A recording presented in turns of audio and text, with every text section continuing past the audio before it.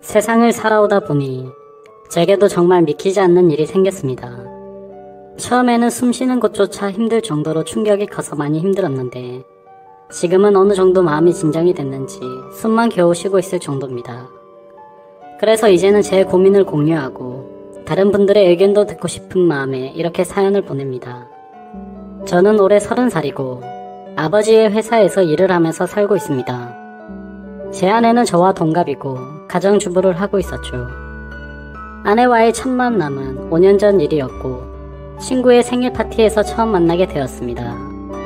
그날 저는 약속 장소인 강남에 있는 술집으로 가게 되었고 약속 시간보다 많이 늦게 도착을 해서 저는 급히 들어갔죠. 가게 안은 많은 사람들이 모여서 시끌벅적 난장판이더군요. 그래서 저는 조금만 앉아 있다가 축하만 해주고 가야겠다라고 생각하면서 자리에 앉았습니다. 그런데 제가 자리에 앉은 지 10분도 지나지 않아서 술집의 문이 열리더니 정말 여신이라는 표현이 아깝지 않을 만한 그런 여성이 들어왔습니다. 누가 봐도 바로 알 수 있는 명품백에다가 고급스러운 복장이 귀티가 많이 흐르더라고요. 그래서였는지 그때 그 시끄러운 와중에도 몇몇 남자들은 저처럼 조용히 쳐다보고 있다라는 걸 느낄 정도였죠. 그때 저는 바로 그 생각이 들었습니다. 그때 당시에 그 술집에는 저희 테이블 외에도 다른 손님들이 앉은 테이블이 많았었기에 저는 속으로 제 친구의 생일 파티에 온 사람이면 좋겠다라는 생각을 했습니다. 그런데 제 바람은 현실이 되어 주었고 그 여성은 제 친구에게 가볍게 인사를 하더니 제 앞쪽으로 와서 앉더라고요. 저는 낯선 사람들이 많은 자리는 별로 좋아하지 않는 성격이어서 처음에는 조금만 있다가 얼굴만 비추고 바로 가려고 했었습니다. 그런데 집으로 돌아가기는커녕 혹여나 제 자리에 누가 앉을까 봐서 화장실도 단 한 번도 안 가고 저는 그 술집에서 자리가 끝날 때까지 계속 그 자리에 앉아 있었죠. 그때 당시 저는 나름대로 여유가 넘치는 편이었습니다. 어릴 때부터 부모님의 재력 덕분에 항상 부족함 없이 자라왔고 지금 생각하면 참 부끄러운 얘기지만 부모님의 힘을 빌려서 외제차를 사서 타고 다녔었죠. 그래서 그때는 철이 덜 들었습니다. 뭔가 여유가 넘치는 척 있어 보이고 싶어서 저는 일부러 테이블 위에 차키를 올려놓고 있었습니다. 마주 앉았던 그녀는 차키를 봐서 그랬던 건지 제게 호감이 있어서 그랬던 건지 저에게 먼저 말을 걸어주더라고요. 지금 생각해보면 제가 여유가 넘쳐 보여서 그랬던 것 같다라는 생각이 들긴 하네요. 아무쪼록 그녀는 딱히 직업이 있었던 건 아니었고 모델 활동을 한다고 하더군요. 그래서 그때 당시에 저는 모델이라고는 패션 모델이나 레이싱 모델 뭐 이런 거를 생각했었죠. 그런데 알고 보니 전문적인 모델은 아니었고 SNS에서 제법 인기가 많았는데 광고 회사들이 화장품이며 옷이며 가릴 거 없이 가끔 홍보를 제안하는데 그럴 때마다 사용 후기 같은 걸 남기는 그런 프리랜서 개념의 일이었습니다. 나중에 결혼 후 들어보니 잘 벌 때는 월 500 이상 대기업 직원만큼도 벌어봤었고 못 벌 때는 월 100만원도 못 벌 때가 있을 정도였으니 수입이 일정하지가 않았었더군요. 그래서 그녀와 저는 많은 대화를 나누었는데 그녀는 약간 욜로족의 마인드가 강하더군요. 그때만 해도 욜로족이 뭐지라는 생각을 했는데 알고 보니 미래를 위해서 현재를 희생하기보다는 미래 걱정은 접어둔 채 당장 현재를 즐기려고 하는 그런 마인드를 가진 사람이었습니다. 그래서 수익이 생기면 저축보다는 자신을 위해서 대부분의 돈을 지출한다고 하더라고요. 저도 그때는 제정신이 아니었던 것 같습니다. 콩깍지가 제대로 씌었던 건지 제가 여유가 많았었던 편이어서 그랬던 건지는 모르겠지만 그런 마인드를 가진 그녀가 왠지 자유로워 보였고 뭔가 멋있어 보이기까지 했습니다. 그런데 그런 사상이 얼마나 잘못된 건지 살아가면서 많이 느끼게 되었죠. 아무튼 그날 저희는 서로에 대해서 많은 이야기를 나누게 되었습니다. 자연스럽게 연락처를 교환했고 약속을 잡아서 또다시 만나게 되었습니다. 외모도 외모지만 성격도 제가 꿈꾸던 이상형이라고 생각이 들었죠.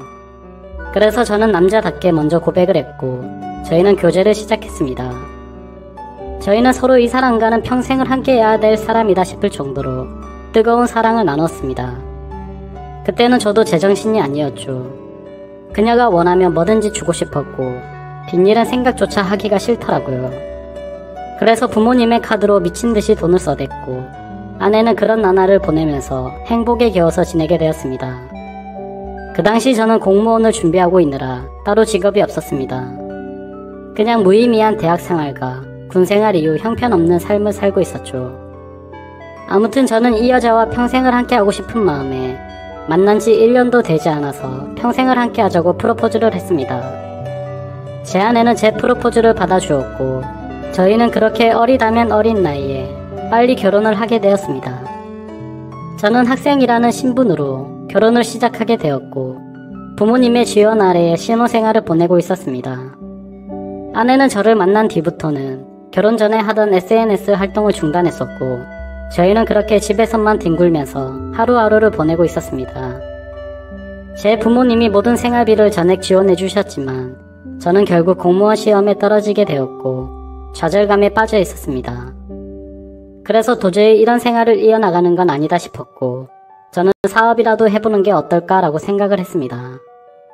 그때는 왜 그랬는지 모르겠지만 제 스스로 멍청하게도 자존감이 너무나 강했습니다. 그냥 제가 뭘 시작하면 언제든지 돈은 쉽게 따라올 거라고 착각 속에 살았던 거죠. 그래서 지인들 몇 명과 함께 사업을 구상하기 시작했고 부모님께 부탁을 드려서 저는 사업을 시작하게 되었습니다. 처음에는 생각보다도 훨씬 잘 되었습니다.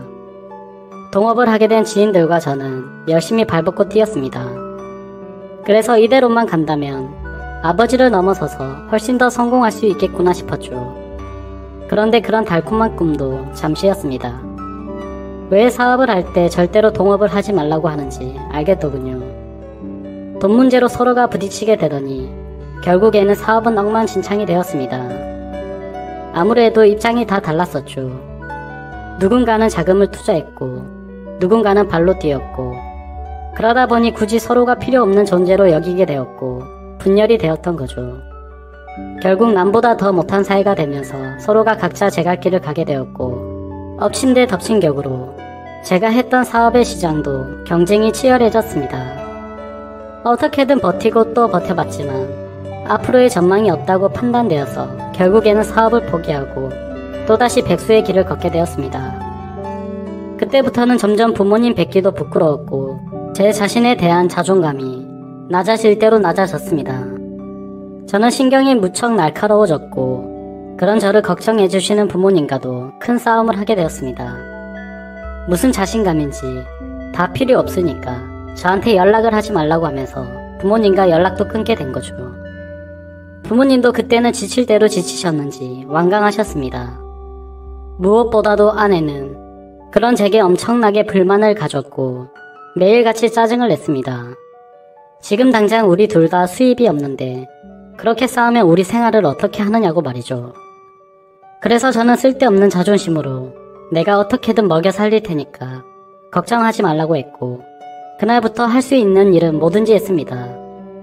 쓸 수 있는 게 몸뚱아리밖에 없다 보니 배달 대행도 해보고 대리기사도 뛰었습니다. 그렇게 1년 동안 겨우 입에 풀칠을 하면서 버텨갔지만 도저히 미래에 대한 비전이 안 보였습니다. 그래서 결국 저는 부모님께 사죄를 드리게 되었습니다. 그동안 실망시켜드린 죄스러운 마음을 보답하기 위해서 아버지 회사로 들어갔습니다. 아버지 회사는 동생이 대학을 포기한 채 사업을 돕고 있었고 동생이 그 사업을 이을 예정이었습니다. 저 또한 아버지의 뒤를 이을 생각으로 들어간 건 아니었고 그래도 하루 벌어 하루 먹고 사는 인생보다는 기술이라도 배우는 게 낫겠다 싶어서 들어가게 된 거였죠. 동생의 밑에서 일을 배워가며 했지만 기분이 나쁜 건 전혀 없었습니다. 1년 동안 더 뼈저리게 사회생활이 힘들다라는 걸 깨달은 덕분이었죠. 그래서 그동안 부모님의 카드로 돈을 막무가내로 쓰던 지난 날을 반성하게 됐고 오히려 그동안의 잘못은 뉘우치면서 저는 부모님의 신뢰를 얻기 위해 정말 열심히 살았습니다. 그렇게 하다 보니 좋은 결과들이 점차 뒤따라오기 시작하더라고요. 기존의 업체들보다 제법 규모가 큰 업체들이 운 좋게 거래처로 들어오게 되었습니다. 그 후 저의 출근 시간은 매일 새벽 6시가 되었고 퇴근을 저녁 10시 이후에 하는 그런 생활들이 이어졌습니다. 그런 생활이 이어지다 보니 자연스럽게 몸과 마음은 점점 힘이 들었죠. 하지만 과거 부모님 등쳐먹으면서 백수로 지낼 때보다는 훨씬 나았습니다.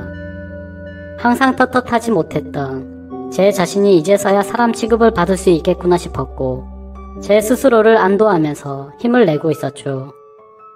이렇게 열심히 땀 흘려가면서 사는 게 맞구나 싶으면서 말이죠.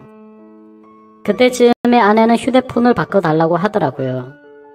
그래서 저는 신규로 가입하는 게 저렴하길래 신규로 하나 사주었습니다.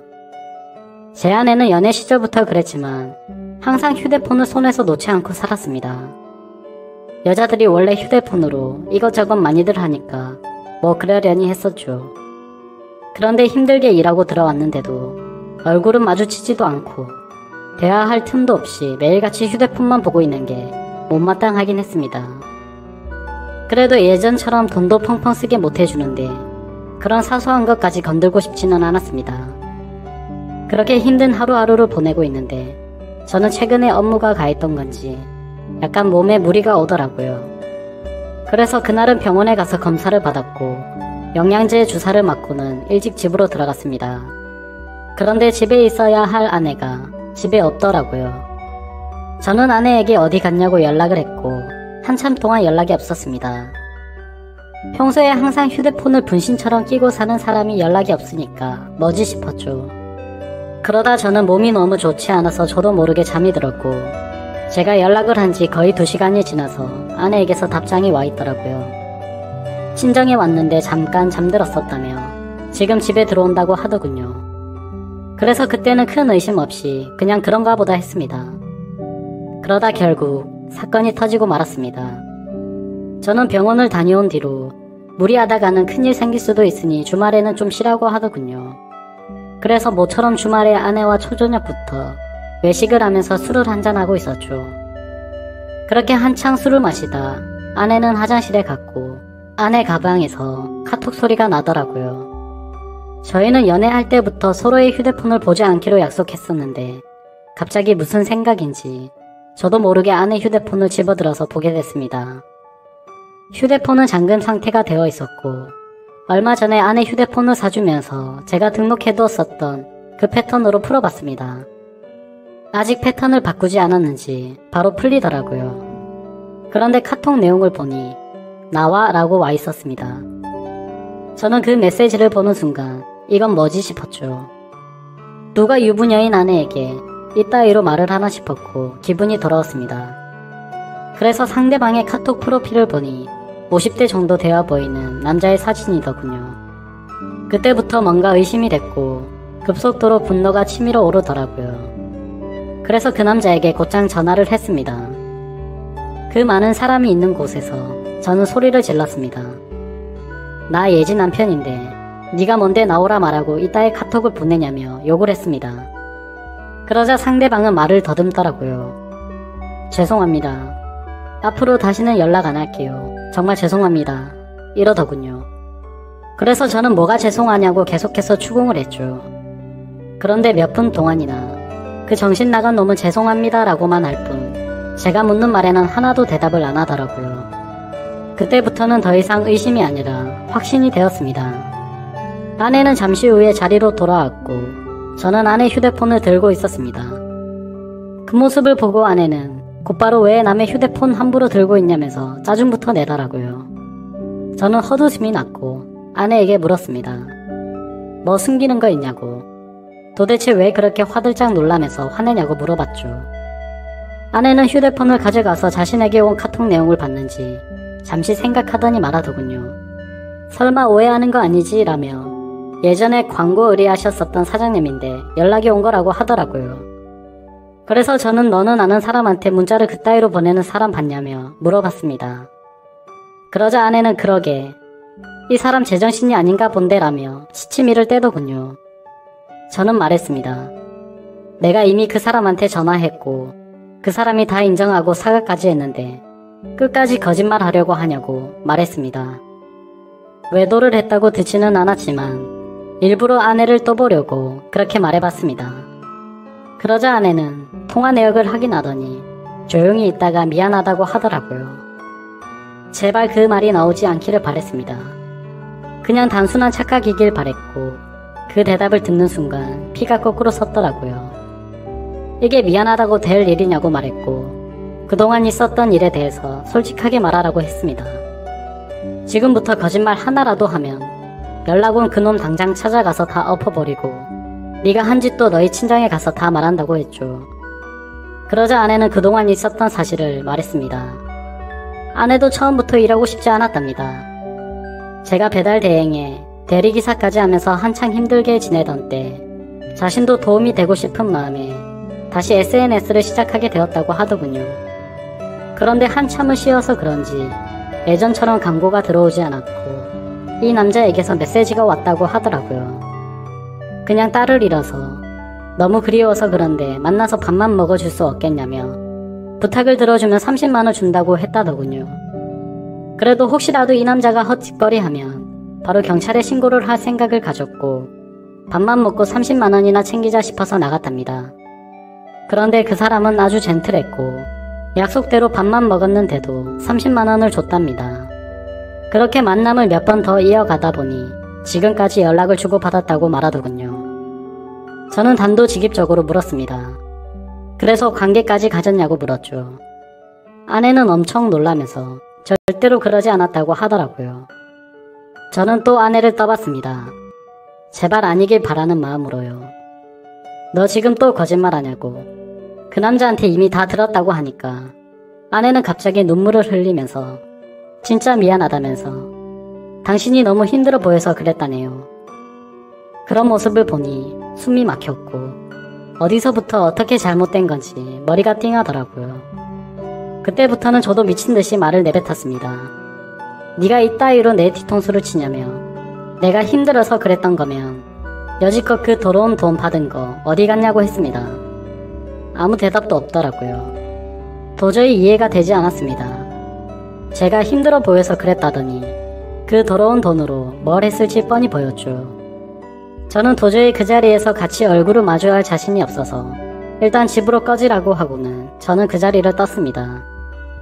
그날 이후로 저는 밥을 하루에 한 끼도 제대로 먹지도 못하고 억지로 먹어도 심각한 스트레스 때문인지 전부 토하게 되었습니다. 며칠이 지나서 아내를 불렀습니다. 아내는 별로 힘든 것도 없었는지 별로 달라진 모습이 없더군요.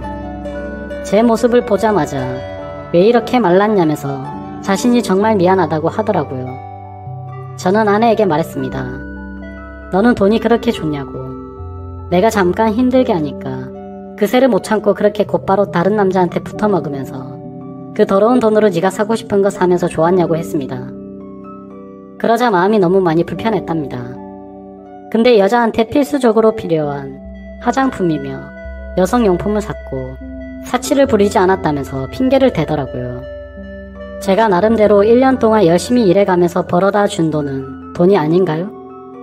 저는 그동안 내가 집에 넣어준 생활비는 어디다 썼냐고 거짓말 하지 말라고 했습니다. 아내는 사실 친정에서 돈이 필요하다고 해서 거기다가 생활비를 보내줬다고 하더군요. 진짜 너무 어이가 없고 기가 막혔습니다. 아내와 제가 결혼을 할 때 돈 한 푼도 보태지 않았던 친정이고 제 부모님과 다투고 밥 사먹을 돈도 없어서 도움을 청했을 때는 매정하게 거절했던 장인 장모였습니다. 그런데 그런 인간들한테 제가 피땀 흘려서 번 돈을 보냈다고 하네요. 이 말을 아내에게 하면서 네가 도대체 생각이 있냐고 물었습니다. 그러자 그럼 어떻게 하냐며 아무리 그래도 부모님이 힘들다고 하는데 어쩔 수 없었답니다. 도대체 뭘 어쩔 수가 없다는 거죠?